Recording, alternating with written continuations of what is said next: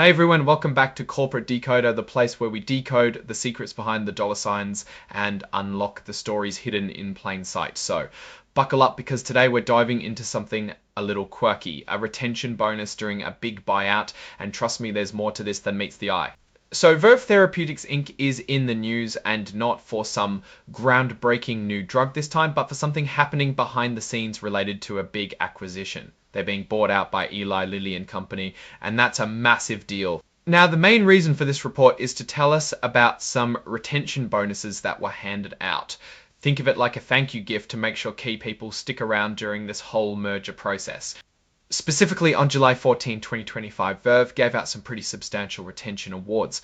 The Chief Financial Officer, Alison Dorval, got $499,200 in officer, and General Counsel Andrew Ashe received $416,000.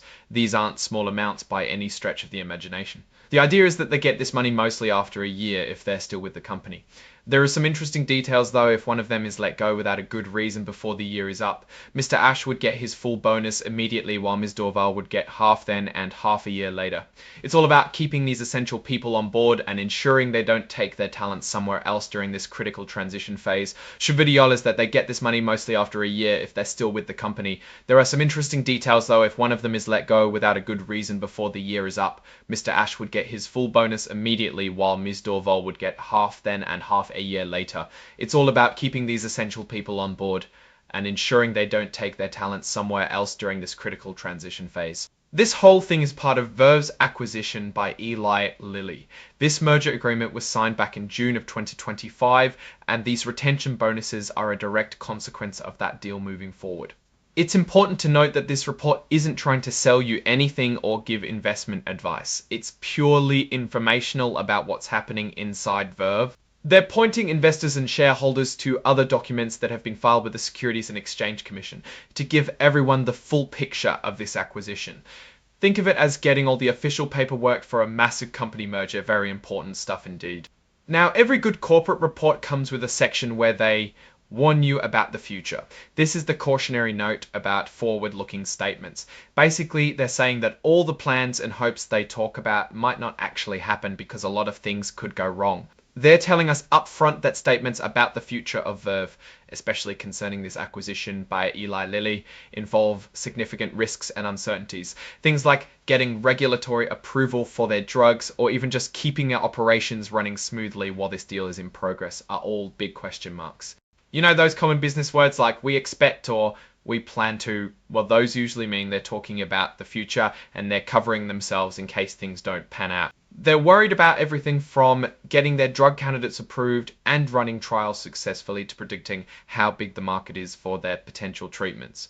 Plus, the acquisition itself has its own set of hurdles like antitrust reviews and making sure enough shareholders agree to the deal. Imagine trying to sell your house while still needing to get permits for a major renovation. It's a lot of moving parts. They also mention a lot of their product candidates like Verve 101, Verve 1 Crew, and Verve 210 Verve. The Verve Wave or 1 Verve 1.4 and 0.2 and Verve 2 hours and 12 as its own set of hurdles and to drag and to and ed of and action. It's a lot of moving parts. They also mention a lot of their product candidates like Verve Ave Uv and one of Ev Arv and et of Exam Uri 101 Verve Ev 1 4 Mavel 102 and VV2001, which are the actual experimental drugs they are developing.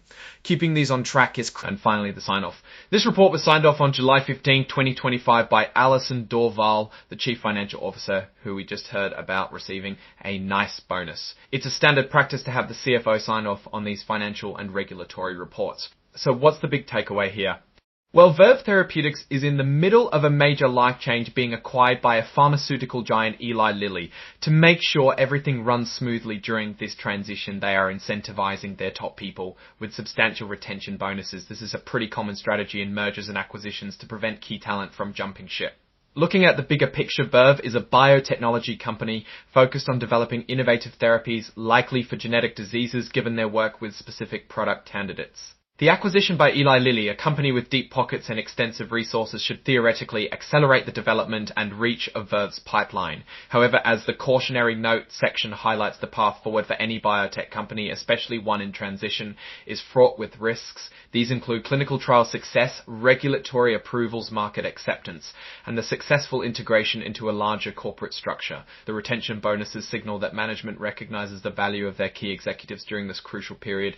The amounts are significant enough to certainly make staying worthwhile. It's a smart move for Verve's leadership to secure their core team, but for investors, the real story is the execution of Verve's drug development pipeline and the successful integration into a larger corporate structure. The retention bonuses signal that management recognizes the value of their key executives during this crucial period. The amounts are significant enough to certainly make staying. What are your thoughts on these retention bonuses during a buyout? Do you think $400,000 or $500,000 is enough to keep top talent happy during such a massive change? Let me know in the comments below.